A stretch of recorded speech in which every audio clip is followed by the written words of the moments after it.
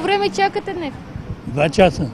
А защо днеска дойдохте? Не може ли друго време? Ето хората там други има. Ето началник тук има. Да видят. Дали? Вие за какво трябва да платите? За сградата? Данъците платим, защо иначе срока изтича. Април месец изтича срока. Така ли? Към 90 минути сме до тук, може би още 10 минути и успешно, най-скоро постижно ще си платиме нашите задължения. Защото всички обичаме тази държава и тази столица и ето това е израза на народната любов, да го кажем. Вие от кога чакате? Триадец. А от кога чакате? От 2 часа. Всяка година ли така чакате? Ами миналата година по-малко беше, от тая година е повече. Нема лоша организация на работа, това е.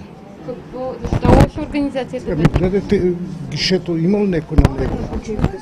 Това каква организация? След като чакат толкова много хора. Колко пари трябва да дадете на общината и чакате за това? 210 лева. А колко ще спестите, ако е с отстъпка? Моля? Ако е с отстъпка, колко ще спестите? 3 лева отстъпката. Защо тогава държите днес да го платите? Свети Петър няма да ни вземе, ако не си платиме данъците в рая.